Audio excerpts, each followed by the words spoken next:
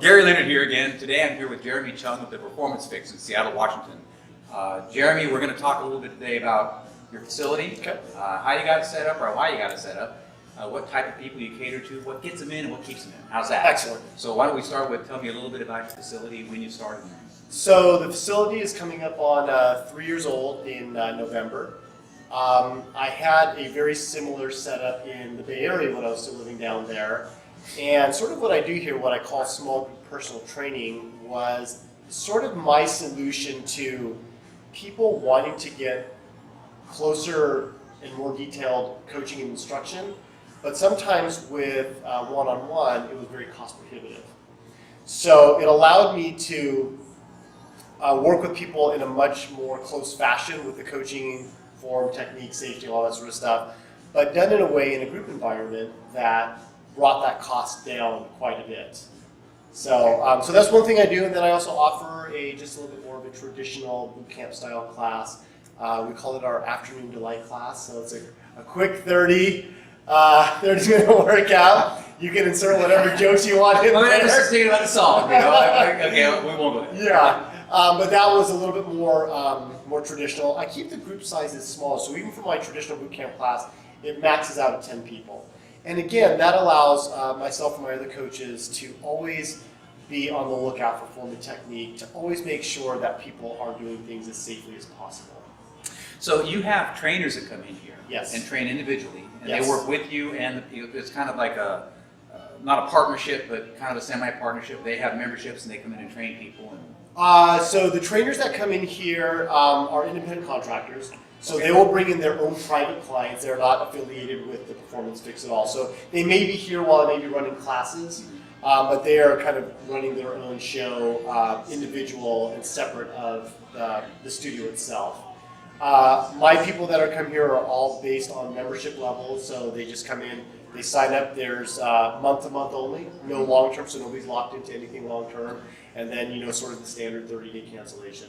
So what do you do to get people to come in? I mean, do you advertise or? Actually, I've done a horrible job marketing. I'm, you know, sort of the stereotypical, you know, really good with the fitness stuff and being on the floor. I'm probably not as good of a business person.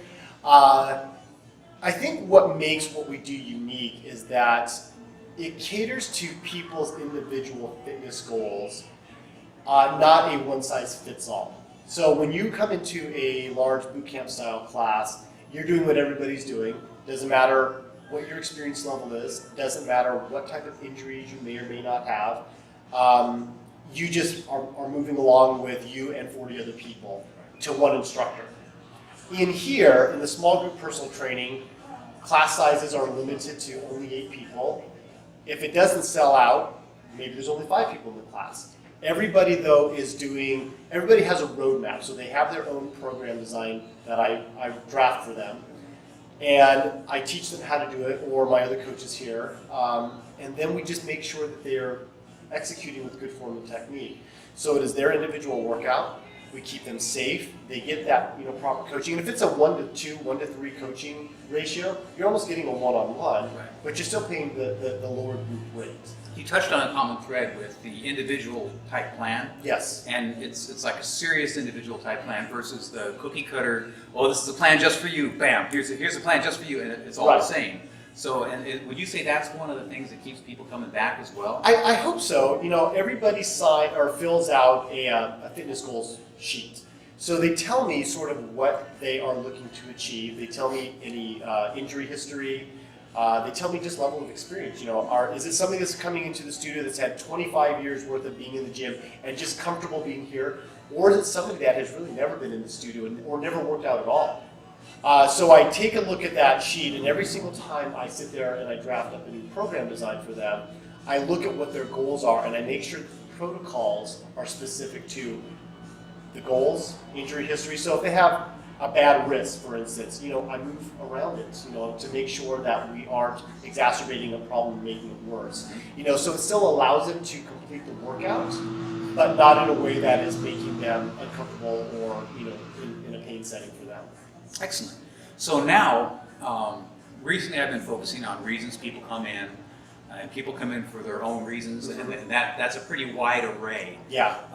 And there's been a common thread with the gym owners and the trainers that I've spoken to about like a 12-week window, where at the end of about 12 weeks or 3 months, people are getting some results. They feel pretty good about what they're doing, and then at about 4 months, they tend to hit a sticking spot. I don't know if you agree with that or not, but it's people usually kind of hit like a thickness there, where they stop progressing as fast. They're not getting those immediate returns that people get. Right. And that's when there's like a critical decision point to be made, Right. whether they're going to continue. And if they make it past that and they make it to 6 months, it's going to probably be a life change. So I think part of the beauty of what we do here is that every single month it changes. So everybody's on a 4-week program design. At the end of that 4 weeks, they get a brand new refresh on their workout. I think if I were to have somebody on a workout program that kind of just went into infinity, we're going to do these movements, this is the protocol. I guess maybe in some ways you're more traditional bodybuilding style workouts where you're doing body splits or days, chest day, back day, all that sort of stuff. Some of your powerlifting protocols where you're just doing the big 5 lifts or whatever. It gets a little stale. I don't have a whole lot of people that come in that are like, I want to be buried in a piano case. So I don't have those type of people, right? I have people mostly coming in saying, I want to feel better because I'm at my desk all day, I've got lower back problems, I know it's good for me, all that sort of stuff. Now, personally, I think that's one of the greatest motivations there is people that actually want to feel better. Yes. We can do that, and you can feel better. Yeah. And then sometimes you have to remind people, well, yeah, you're making progress. You feel better now? Yeah. Well, you made progress. Right? Yeah, absolutely. So one of the things that in all of their program designs is that they actually keep track of their, they write their own notes in it. And so they can actually see weights going up, times getting faster, distances getting longer, on whatever the protocol is, the movement is. They can see, progression in all of the stuff that they're doing. And doing that also, you get buy-in. A friend of mine, Mike Davis, who has a gym up in North Idaho where I train, was talking about, because I said, okay, well, what do you see as the hump they got to get over? And everything was around 12 to 16 weeks. Yeah. But that hump was, I said, when do you know that somebody's kind of made that life change? He says, when they start self-seeking, when they start looking for things they can do on their own, and with, under control. I mean, that's I think with the trainer is, okay, slow down a little bit. You don't need to do 85 things for your biceps. Let's just try something different, and that kind of stuff.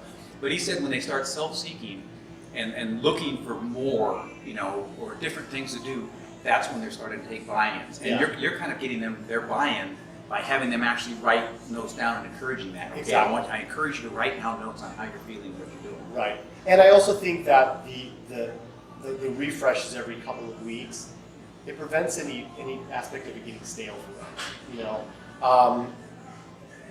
With the studio itself, I don't have a lot of the traditional large pieces that you find in what they call the big box gyms. Now that's my genesis, that's my roots. That's where I got my start. But the stuff that we do here, kind of keeps them engaged, and I can use one particular tool 100 different ways. So a kettlebell, a dumbbell, a fat bell, a barbell, whatever I'm using, I can use it to do so many different things that they'll come in and they're still using the same device that they are comfortable with, or the tool, but now they're doing it in a different way. And it's like, wow, I never knew I could do so many things with one thing. I think, sort of to go on, the self-seeking is absolutely crucial. I also think too, when you know that you've turned that corner, is when they come in here and they actually start having fun with it. When it's actually fun and interesting, and it's not, oh my God, I'm going in for a chore, it's another workout that I have to do. When it's not another thing that they have to do, when it's the thing that they look forward to doing. This is a segue into my 4 things. In every video I talk about this. 4, we talked about this. We did. Okay, all right. Let's remind them. Keep it simple. Yep. Keep it fun. Yes. And that means don't take yourself too serious, but take yourself serious when you need to. Right.